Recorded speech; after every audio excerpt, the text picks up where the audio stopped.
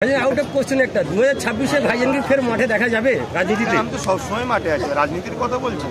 দেখুন, রাজনীতি যদি রাষ্ট্রসেবা রাষ্ট্রবাসীর সেবার নাম হয়, আমি অবশ্যই আছি। রাজনীতি মানে যদি লুটে খাওয়ার নাম হয়, তাহলে আমি সেখানে নাই। 26-এ টার্গেট কত ভাইজান, যদি একটু দল বলতে পারবে, নওশাদ সিদ্দিক আরো ভালো বলবে। 100 প্লাস আমাদের প্রোগ্রামের পরে কিছু মানুষ বলছে যে আব্বাস সিদ্দিকী 26-এর প্রস্তুতি নিচ্ছে। আমি তো ভাঙারও অনেক আগে থেকেই যাই। আমার একটা ধর্মীয় প্রোগ্রামও করি আমি, ওরকমও লোক হয়। অনেক দিকে হয়তো দেখবেন আপনারা, ধর্মীয় প্রোগ্রামও তো ওরকম লোক হয়। মানুষ আমাকে ভালোবাসে যারা, আমি যেখানে যাই সেখানে আসি।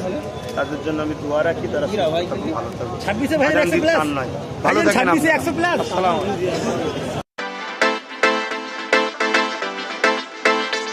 কোন কথাটা বললে, কোন জায়গায় গেলে মুদির উপকার, কী করে বিভাজন করা যায়, কী করে দেশের মধ্যে ঝগড়া না হয়, এটা তারা না খুঁজে বেড়ায়।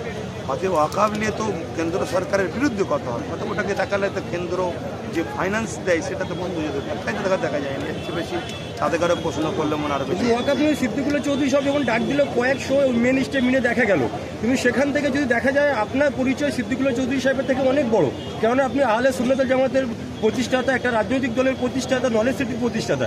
সেখানে মিডিয়া আপনাকে বয়কট করছে কেন? সেখানে কি সংখ্যালঘু কোনো লিডার তৈরি হতে দেবে না বাংলায়? দেখুন, কে বড় কে ছোট তো আমি আবার যাচ্ছি না। আমি কারো নাম কারো বিষয়ে বড় ছোট তো যাচ্ছি না। আমি এতটুকু বলছি, যিনার নাম বলছেন ওনার একটা রাজনীতি পরিচয় আছে, যিনি পশ্চিমবাংলার শাসক, তিনার পক্ষে। আর পশ্চিমবাংলার শাসক যিনি, সেই দলটা সম্পূর্ণ প্রতিষ্ঠিত হয়েছে কেন্দ্র সরকার বিজেপির পক্ষ থেকে। সেই জায়গায় তিনি যে আন্দোলন করছে, তিনি যে মানুষকে কবজা করছে, হয়তো সেই জন্য দেখানো হয়েছে, বাকিটা অন্য কাউকে দেখানো হবে এমন কিছু হতে পারে।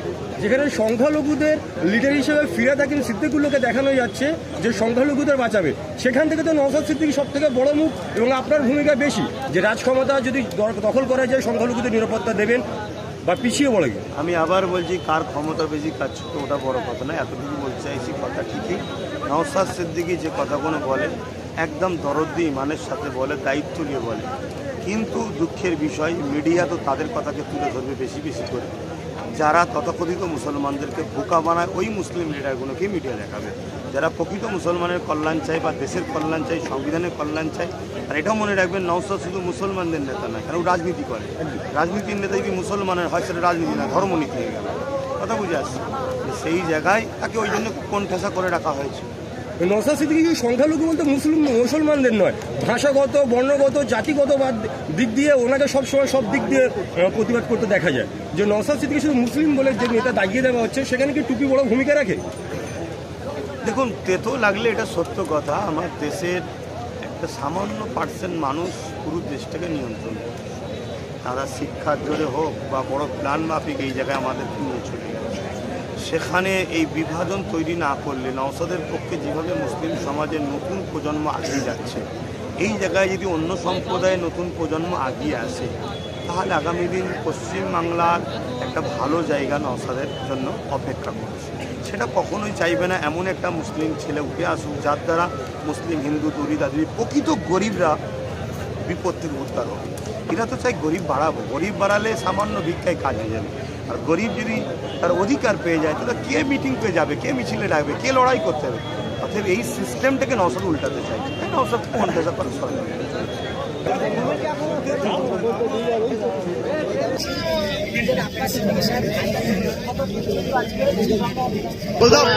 চলে এসছি সেই ভাইজানের সম্মেলন